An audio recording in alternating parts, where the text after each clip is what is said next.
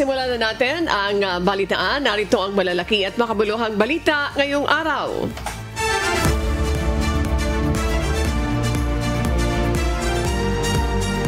Kinwestiyon ng ilang kongresista ang pagtanggal kay General Nicolas Torre III bilang hepe ng pambansang pulisya.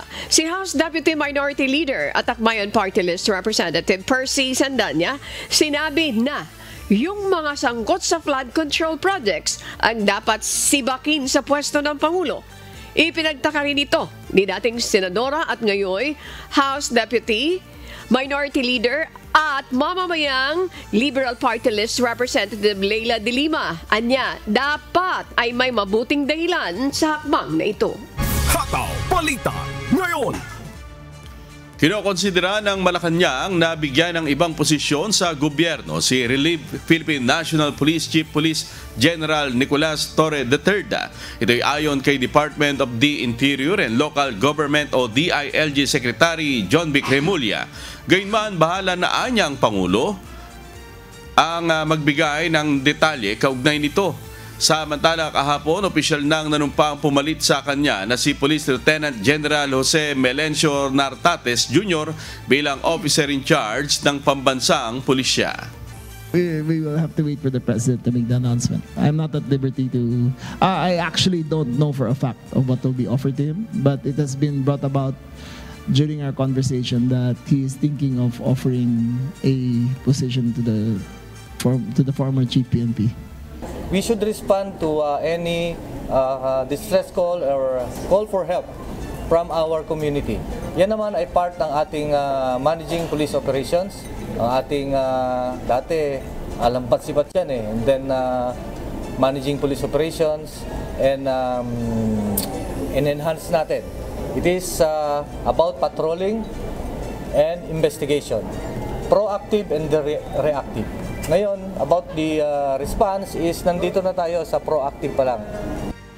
Hataw Balita Ngayon.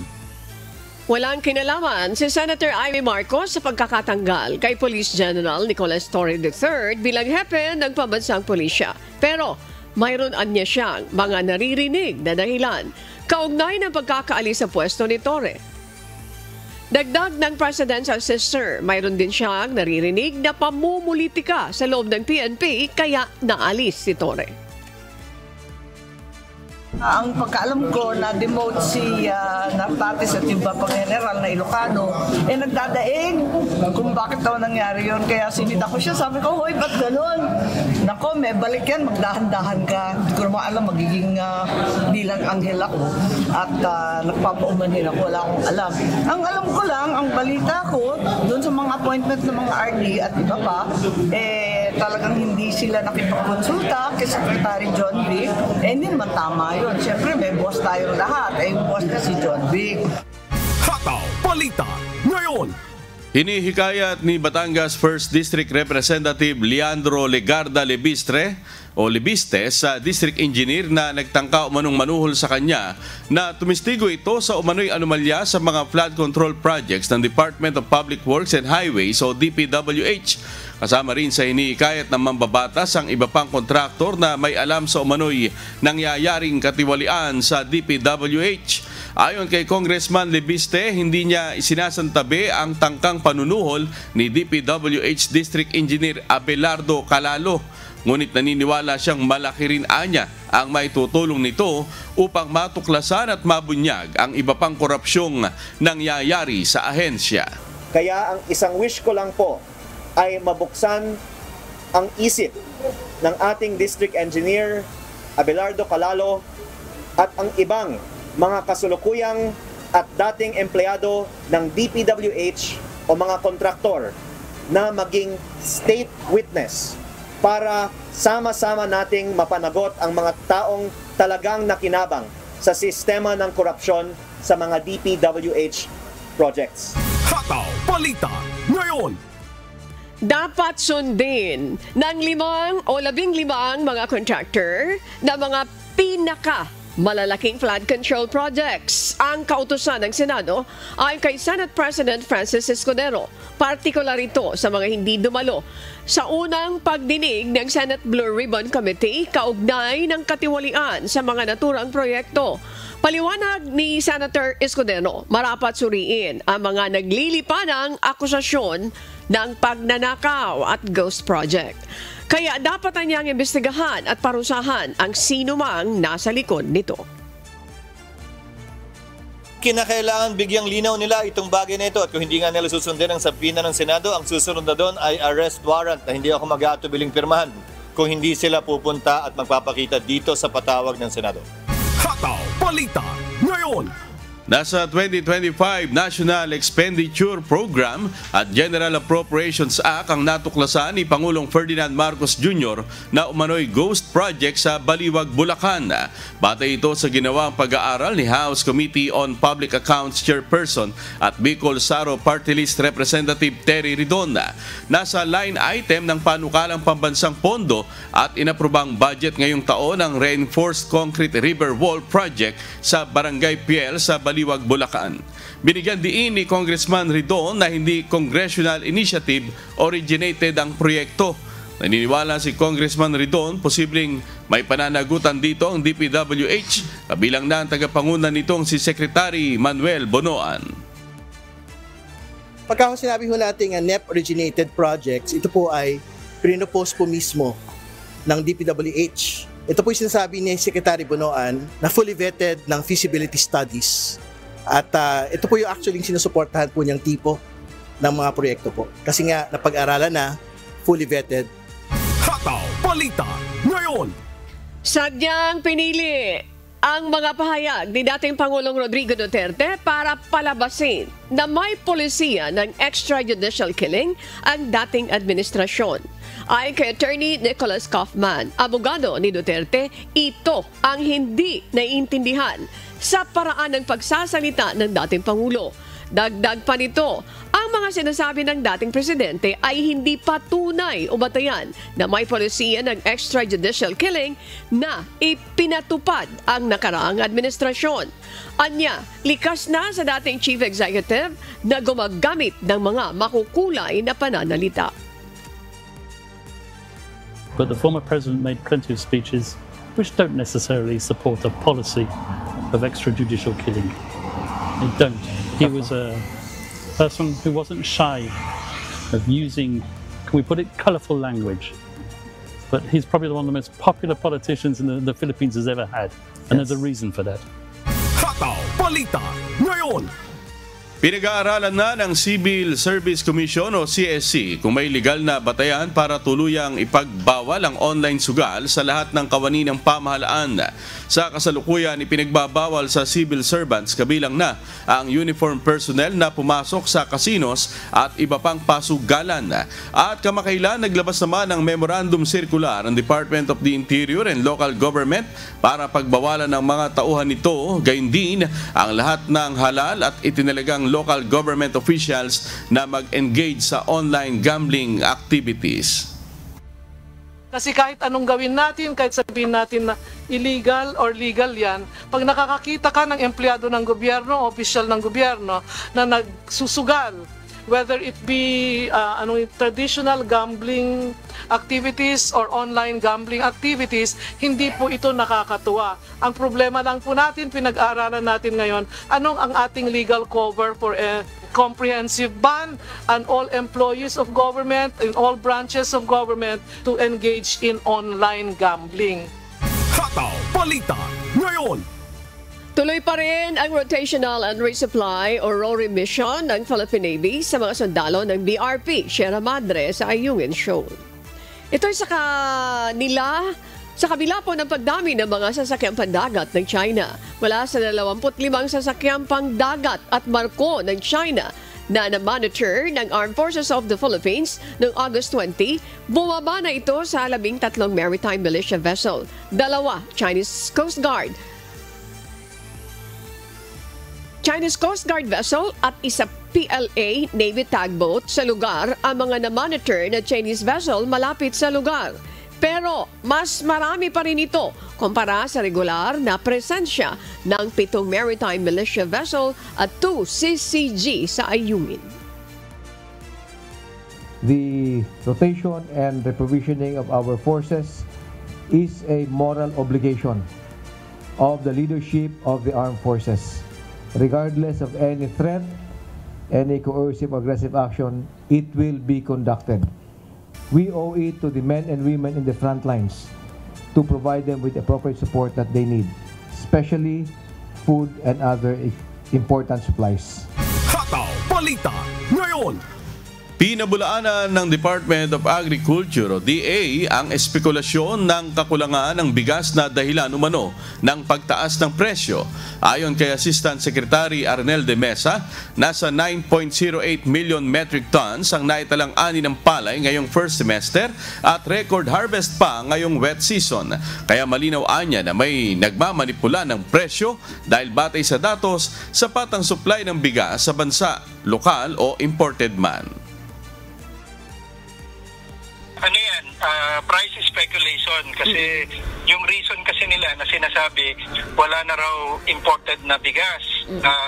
Gusto natin yan pabulaanan kasi in fact ang laki ng pumasok na bigas sa atin April-May more than 500,000 bawat buwan. Yung August meron as of mid-August meron pa pumasok na more than 200,000 metric tons. At syempre, na-expect natin madadagdagan pa yan hanggang bago mag-start ang ban ng import by September 1. Hataw Balita ngayon. Nangako si Pangulong Ferdinand Marcos Jr. na ipagpapatuloy ang paggawa ng polisiya at pagtatayo ng digital infrastructure na makatutulong ng malaki sa paghahatid ng serbisyo sa mamamayan. Ayon sa Pangulo, kaakibat naman ng paglago ng teknolohiya ang pag-usbong ng iba't ibang pamamaraan ng panloloko. Sinabi ni Pangulong Marcos na kailangan kilalanin ng bansa ang mga hamon na dala ng pagunlad, tulad na lamang na mga naglalabas ang mga bagong pamamaraan ng panloloko o scams at mga sindikato na karamihan ay nambibiktima online. Fraudulent schemes and scams are becoming increasingly sophisticated every day. With the aid of artificial intelligence, with digital currencies, and syndicates that know no frontiers. Also, even as artificial intelligence offers breakthroughs, it brings threats of job displacement and the loss of privacy.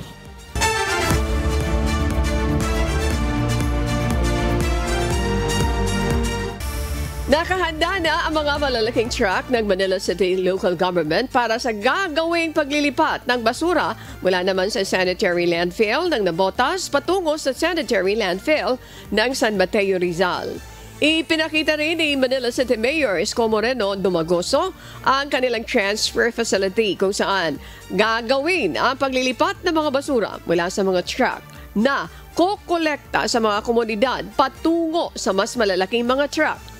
Pinangangambahan naman ng alkalde na maaring magsikip ang trapiko sa Commonwealth Avenue dahil sa mga truck lalo't sabay-sabay na pagtatapunan ng basura ng mga LGU sa Metro Manila at iba pang lugar sa Rizal ang sanitary landfill. Ito yung bagong facility, ang tawag natin yan transfer station. So ano pong bisa niyan?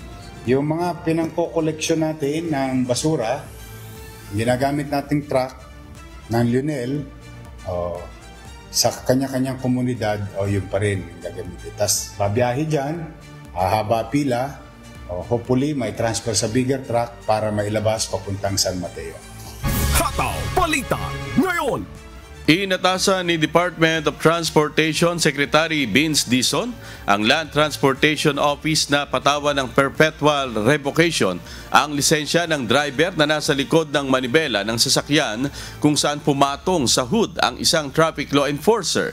Sa bidyong ipinakita ng DOTR, nangyari ito noong August 18 kung saan makikita ang isang traffic enforcer sa Kawit, Cavite na nakasampas sa ibabaw ng hood ng isang kotse. Kwento ng naturang traffic enforcer na si Michael Trahico, sa halip kasi na huminto sa ginawa niyang paninita, hindi tumigil ang kotse at akma pa siyang sagasaan ng babaeng driver nito kung kaya napilitan siya na kumapit sa harapan ng sasakyan sa loob ng nasa 10 hanggang 15 minuto. Dismayado si Transportation Secretary Dizon sa asal ng driver na isa pa din umanong abogado.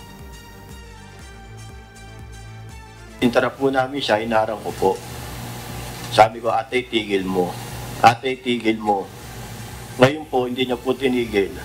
Kaysa naman po mapailaliman ako, doon na po ako sa wood. Hanggang tumatakbo po, tinulina niya pa po yung pagtakbo niya at pinaandar pa po yung wiper. Sobrang takot din po ako noon. Pero inano ko po yun dahil gawa ng trabaho ko. Posible po, pag nahulog ako, mamatay kaagad ako or ospital. Hanggang makarating kami sa bahay niya, pagbaba niya po ng sasakyan, minura niya po ako. Kung abogado ka, mananagasa ka ba ng enforcer? Since abogado ka, harapin mo ngayon itong mga parating sa'yo.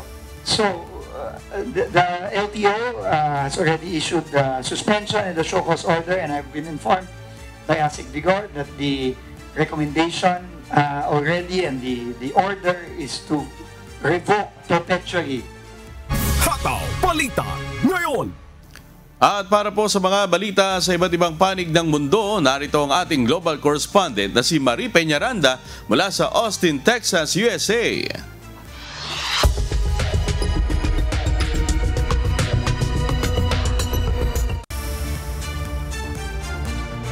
Yes, good morning amigo, good morning Annie. Muling binubusisi ngayon ng pamahalaan ng United Kingdom ang ginagamit nitong domestic abuse screening tool. Ito'y matapos aminin ng isang opisyal na madalas itong sumasablay. Ito ang humahataw na balita ni James Hilario. Inamin ni United Kingdom Safeguarding Minister Jess Phillips na hindi epektibo ang ginagamit na domestic abuse screening tool para matukoy kung aling mga biktima ng domestic abuse ang kailangan ng agarang tulong.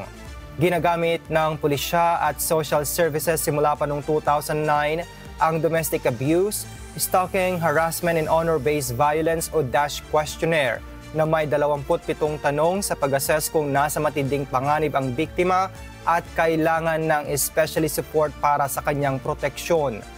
Ngunit ayon sa mga eksperto, madalas itong sablay.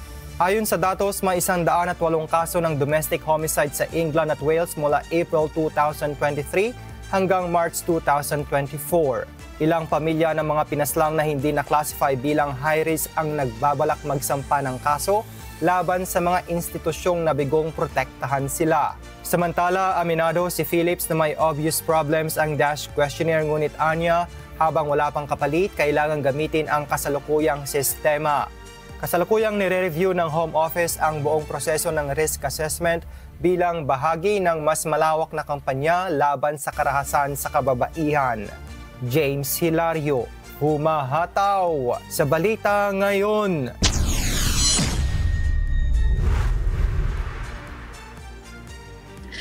Umabot na sa mahigit $92 billion ang binabayarang interes sa utang ng Canada. Tinatayang nasa $2,000 ang kailangang bayaran ng bawat Canadian citizen kada taon para sa interes lamang. Ito ang humahataw na balita ni Noel Poliarco. Bilyon-bilyong dolyar ang ginagastos ng Canada taon-taon upang bayaran lang ang interes ng utang nito na pumapalo na sa mahigit $2 trillion. Ayon sa ulat ng Fraser Institute, umaabot na sa $92.5 billion ang ginagastos ng pamahalaan sa debt servicing o pagbabayad ng interes noong 2024 at ngayong 2025. Ito'y binabayaran ng halos $2,000 ng bawat mamamayan ng Canada kada taon o nasa 8 sentimo mula sa bawat dolyar na binabayarang buwis ang napupunta sa interest payment. Mas malaki ito kumpara sa inilaang pondo para sa K-12 sa education at kahit sa national defense. Ayon sa mga eksperto, dahil sa malaking deficit at interest rates, lalo pang lalaki ang babayaran sa debt servicing na maglilimita naman sa pondo na inilaan para sa mga social services gaya sa healthcare at infrastruktura. Gumagawa ng hakbang ngayon ang pamahalaan upang maibsan ang lalo pang paglobo ng interes gaya ng pagpapababa ng federal debt to GDP ratio at maayos na pamamahala ng pananalapi sa hinaharap. Noel Poliarco, humahataw sa balita ngayon.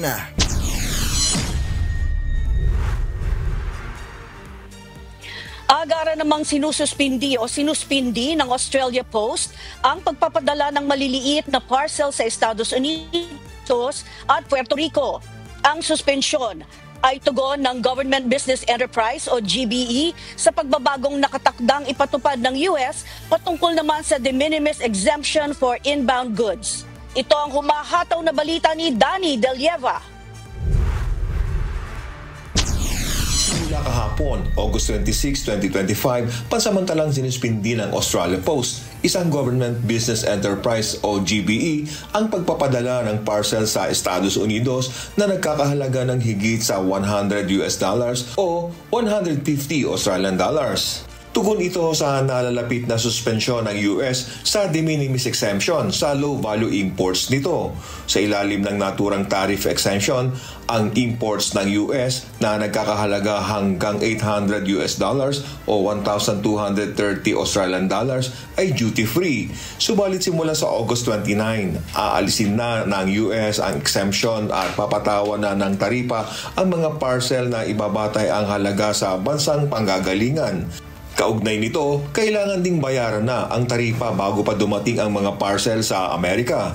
Dismayado si Australia Post Executive General Manager Gary Starr sa desisyong suspensyon ng shipments. Subalit sinabing kailangan nila itong gawin habang naghahanap ng epektibong solusyon para sa kanilang mga kliyente. Posible pa rin namang gamitin ng mga negosyante ang ibang shipping companies na hindi titigil sa pagpapadala ng package sa US sa kabila ng taripa. Ilang postal services na rin mula sa mga bansang France, Germany, Spain, Italy, Belgium, Sweden at Denmark ang tumigil sa pagpapadala sa US. At inaasahan ding susunod na magsususpindi ng shipments papuntang US ang Austria at United Kingdom.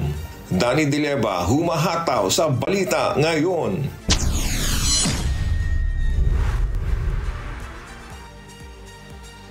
Tatlong nasawi at 10 naman ang nasugatan nang manalasa ang bagyong Kajiki sa hilagang baybayin ng Vietnam bago humina at maging tropical depression. Ito ang humahataw na balita ni Axis Salem.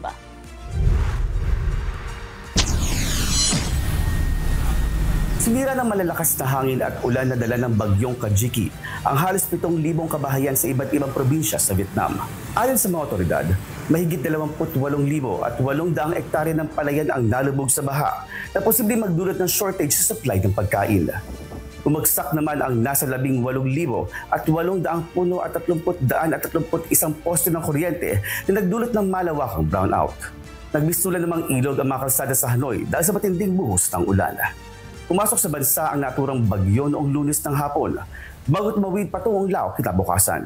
Matatandaang noong Setyembre ng nakaraang taon na nalasa ang bagyong Yagi sa Northern Vietnam, Laos, Thailand at Myanmar na nagdulot ng pagbaha at pagguho ng lupa. Tinatayang nasa mahigit 700 individual ang nasawi at nasa bilyong-bilyong dolyar ang nalugi sa ekonomiya ng bansa. Axis Salem, humahataw sa balita ngayon!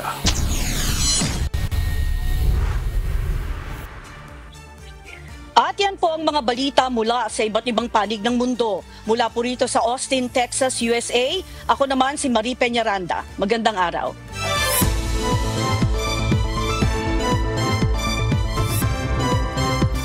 Isinusulong ni Abra Representative J.V. Bernos ang panukalang batas na ideklara ang Abra bilang Tourism and Cultural Heritage Area. Ito ay upang maisulong ang sustainable, inclusive at culturally rooted tourism development. Sa ilalim ng House Bill No. 3120, ilalatag ang 10 taong Abra Tourism Development Framework na tutukoy naman sa tourism zones, eco-tourism guidelines at pangangalaga sa pamanang kultural. Kabilang din dito ang promosyon ng kawayan, festival, cultural mapping project at pagsuporta sa mga likas at kultural na yaman ng Abra, gaya na lamang ng Kaparkan Falls at Tagadan Tunnel. Tampok din ang Tingguan Traditions, paghahabi at produktong kawayan na nagbibigay diin sa kultura bilang katuwang ng turismo at kaunlarang pang-ekonomiya. Hataw Balita ngayon. Nagsagawa ng ilang serye ng Information Caravan ng Bureau of Fisheries and Aquatic Resources o BFAR sa ilang lugar sa Region 1. Layunin ng caravan na mapanatili ang sapat na supply ng isda at tugunan ang banta ng pagbaba ng supply ng galunggong sa rehiyon ng Ilocos. Si Alan Manansala, humahataw. Hinikayat ng Bureau of Fisheries and Aquatic Resources o BFAR ang coastal communities ng Ilocos Region na tumulong sa pangangalaga ng galunggong. Ito ay sa pamamagitan ng paggamit ng legal na kagamitan sa pangingisda at pagsunod sa fish holiday upang mapanatili ang supply.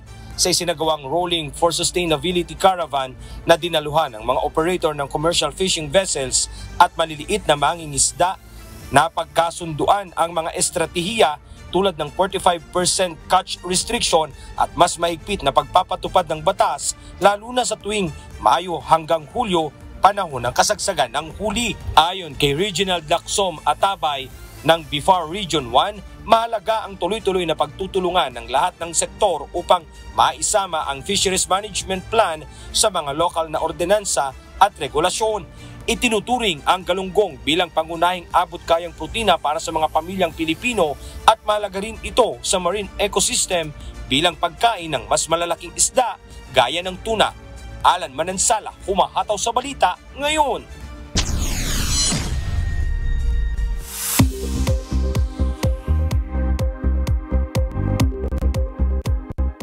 Alamin naman natin ang magiging lagayan ng panahon sa iba't ibang bahagi ng bansa ngayong araw ng Miyerkules, August 27, 2025. Panoorin po natin ang update mula naman sa Philippine Weather Bureau, Pag-asa. Magandang umaga, Pilipinas. Narito ang latest sa lagay po ng ating panahon. 2 LPA na ang minomonitor natin sa loob ng ating area of responsibility. Una na nga dyan yung nasa silangang bahagi ng bansa. At 3 a.m. today ay nakita po ang sentro nito sa vicinity ng Patnanungan, Quezon.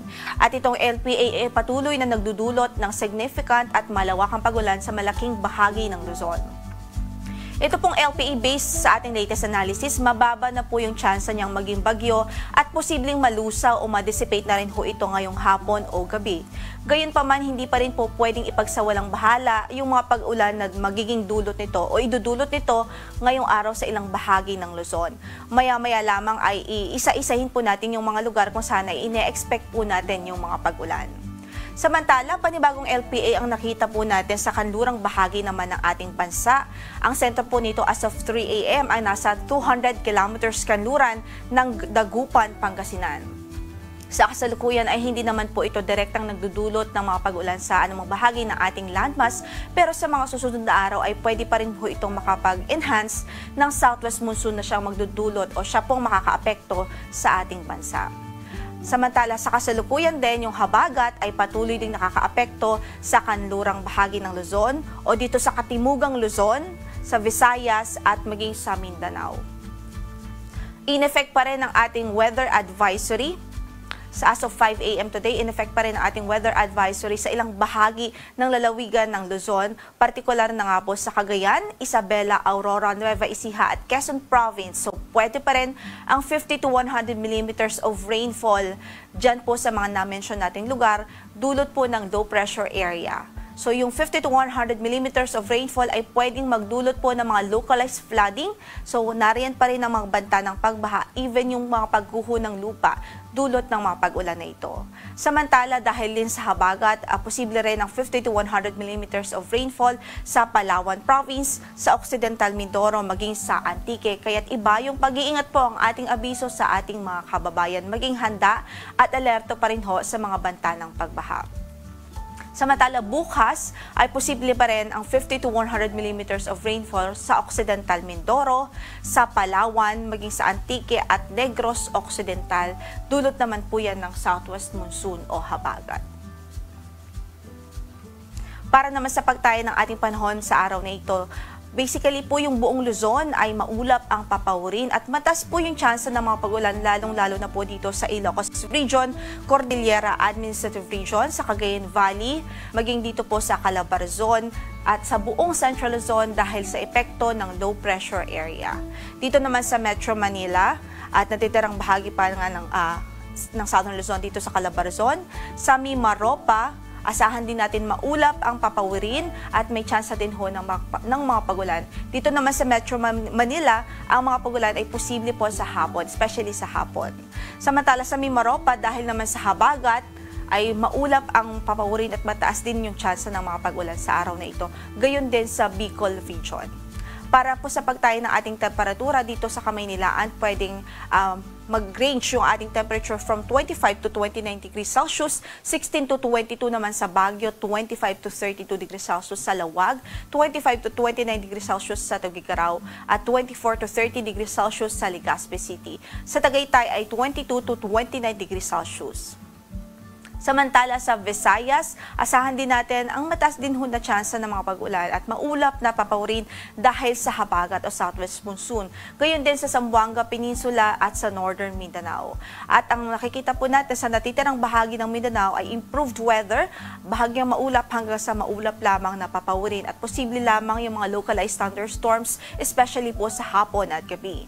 Sa Tacloban, from 25 to 31 degrees Celsius ang inaasahang magiging agwat ng temperatura, 26 to 30 degrees Celsius sa Cebu, 24 to 30 degrees Celsius sa Iloilo, 25 to 30 naman sa Kalayaan Islands, at dito sa Puerto Princesa ay 24 to 30 degrees Celsius. Samantala sa Cagayan de Oro ay 23 to 31 degrees Celsius, 24 to 32 naman sa Davao at 23 to 29 degrees Celsius sa Zamboanga City. Balikan lamang ho natin yung ating outlook po sa low pressure area o sa isa pang LPA na nasa kanlurang bahagi ho ng ating bansa. At nakikita nga po natin na meron po itong medium chance sa ngayon na mabuo bilang isang bagyo. Ibig sabihin, posible po ito maging bagyo after 24 hours pa. So patuloy po tayo mag-antabay sa magiging update ng Pag-asa ukol dito.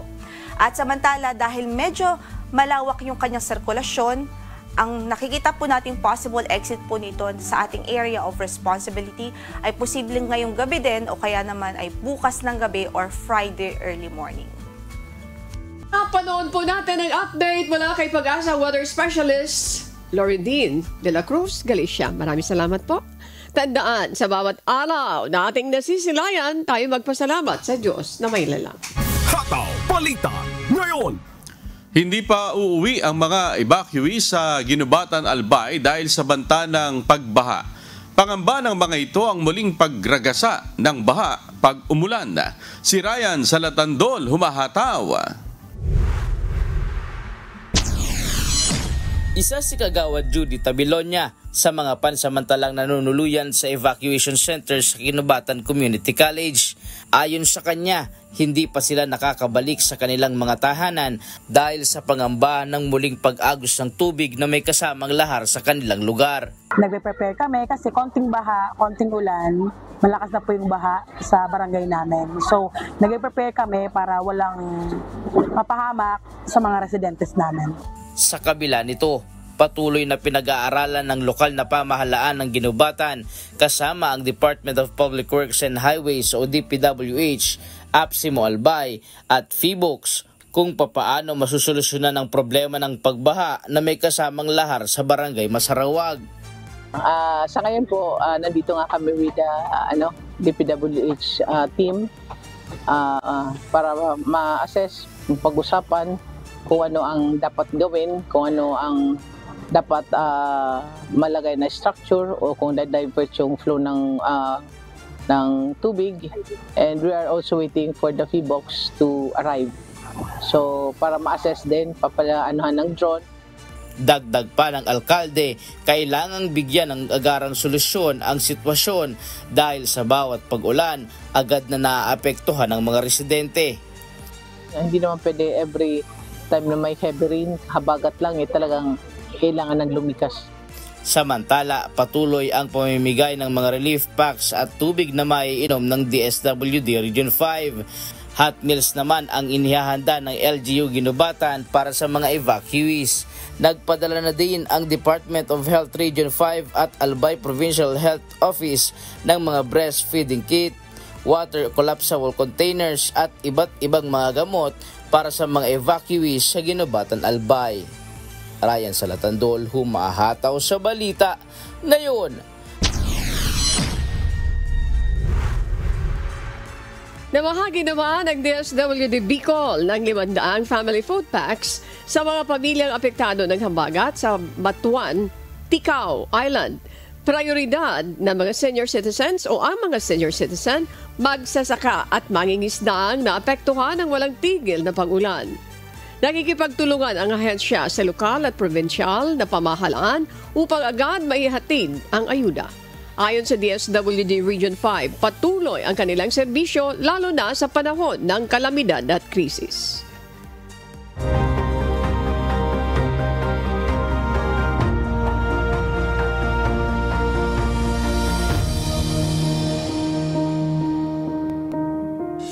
Nagtawid dagat ang mga volunteer ng Members Church of God International upang magdala ng serbisyong medikal sa mga residente ng Calaguas Island sa Camarines Norte. 3 barangay ang naabot ng tulong ng grupo. Si Lizel Nael humahataw.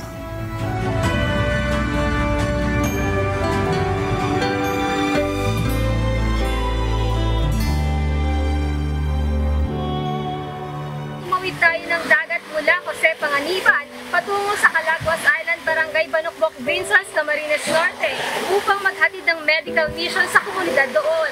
Isang malaking bagay para sa mga kapwa-tao natin na taga-isla ang mapuntahan sila dahil kung sila mismo ang magpapagamot sa ospital, kailangan nilang gumugol ng 2 hanggang 3 oras sa biyahe at syempre, kailangan din ng perang pambayad sa pagpapagamot. Bihirang marating ng serbisyo ng pamahalaan ang mga residente ng Calaguas Island. Iba yung paghahanda kasi ang kinakailangan para marating ang kanilang lugar. Bukod sa malayo ay hindi biro ang kailangang transportasyon. Mahirap po kasi kami dagat dito sa amin. Lalo kung mga pangyayaring emergency, katulad na lang may mga anak o mga taong para masagip po baga ang buhay. Minsan po hindi na nakakarating sa bayan. Kung halimbawa makarating man, nakarating na rin sila sa ospital. Kasi sa layo na transportation dito sa isla namin. Pag wala pong gamot sa center, wala po silang pambili. Minsan po, nahihirapan sila sa panggamot ng mga bata. Kaya po yung minsan yung iba, pag malala na po yung sakit, hindi na po nakakarating ng bayan. Sa mga ganitong lugar, ang Philippine Navy ang karaniwang nakakatulong na tumitingin sa kanilang kalagayan.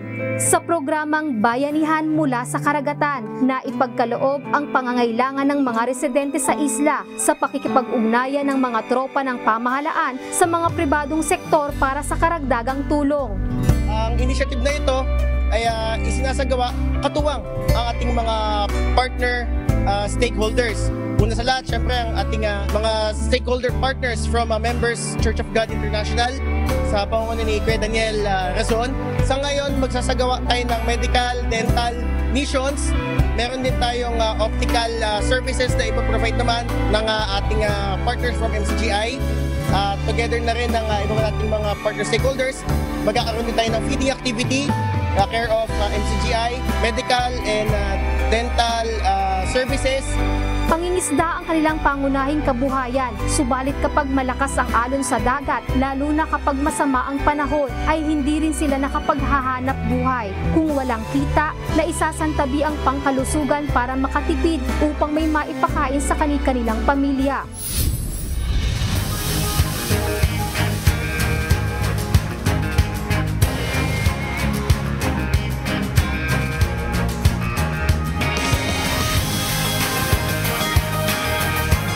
Sa pamamagitan ng isang request mula sa Philippine Navy, isang medical mission ang isinagawa sa 3 barangay sa isla, sa Barangay Mangkawayan, Barangay Pinagtigasan at Barangay Banokbok. Ito po ay isla na hindi biro para makarating po dito. Kaya nagpapasalamat din po kami sa Panginoon sa magandang panahon na binigay niya sa amin at sa mga pag-iingat niya po sa lahat ng kapatiran ng MCGI po. Malaking bagay po para sa akin bilang barangay official na kasama kami sa mga naging priority ng kapatiran ng MCGI po sa kanilang mga serbisyong medikal. Yun lang po. Maraming salamat po. Bukod sa libreng serbisyo medikal, nag-iwan rin ng libreng gamot ang grupo sa barangay. Napakaswerte namin dahil isang organisasyon na naman ang aming na-engage for the first time. Kauna-unahang itong partnership ng Philippine Navy sa Southern Luzon with the MCGI, and yung activity po ay napaka-successful. Yes po, ang MCGI mismo ang nagtumatao at napaka-organize po ng ating activity ngayon. Ang mga tao ay sumusunod, no? Napaka-organize ng flow ng event. Yung wala pong kayahan na magtawid para mapacheck up yung mga anak nila, libre na po dito sa medical mission po ng MCGI, po tulong po ng MCGI, Philippine Navy para po maitawid ang mga gamot. Pasalamat po ako. Minsan po sa isang taon, swerte na po yung 2 medical mission, kaya po maswerte po kami at nakarating po dito ang member ng MCGI. Lizel Nael, humahataw sa balita ngayon.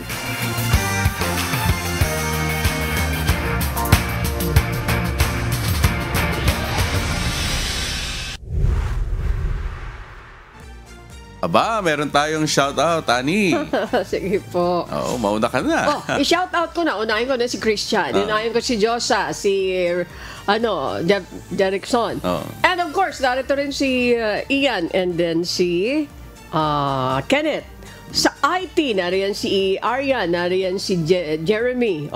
Sino pa? Si Creslin at saka si basta sa inyong lahat niyan. Si Isong ba nandyan? Hindi. Si JC at saka si Raprap.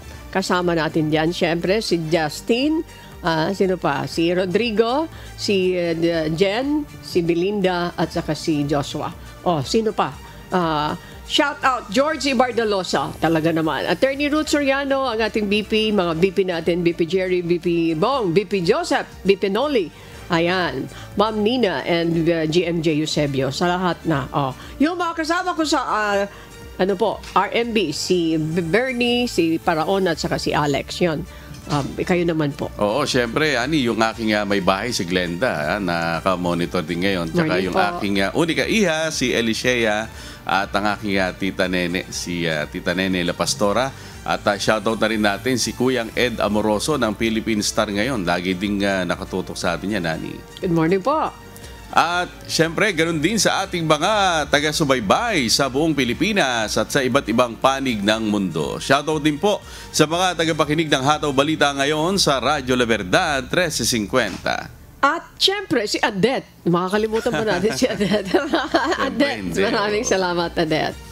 Patuloy po namin kayong inaanyayahan sa isinasigawang mass indoctrination ng MCGI. Day number 8 na po tayo. Mamayang alas 7 po ng gabi sa official MCGI social media accounts.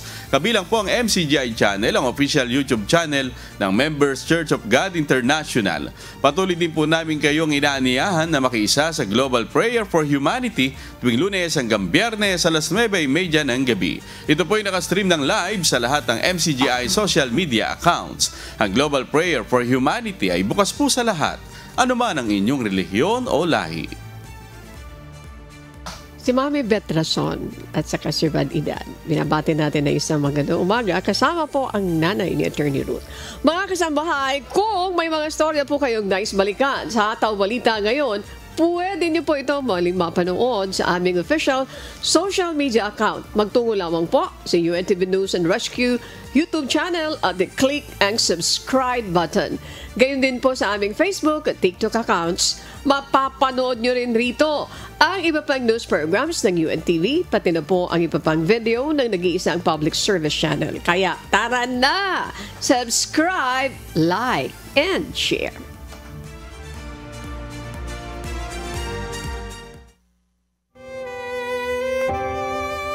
At sa aming ibabahaging mga salita ng Diyos na ating sandigan mula sa Isaias Kapitulo 57, talatang 21. Walang kapayapaan, sabi ng aking Diyos, sa mga masama.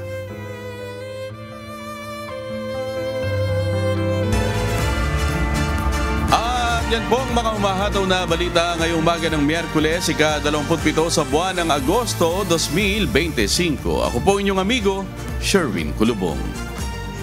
Sa ngalan po ng lahat ng bumubuo ng UNTV News and Rescue, UNTV Radio La Verdad 1350 at ng ating mga correspondent mula sa Pilipinas at sa iba't ibang panig ng mundo. Ako naman po, si Annie Rantoy. At dito sa UNTV at UNTV Radio La Verdad 1350, Diyos ang aming sandigan, serbisyo publiko ang aming pinahahalagahan. Susunod na po ang Good Morning Kuya. Salamat po sa Diyos at magandang umaga.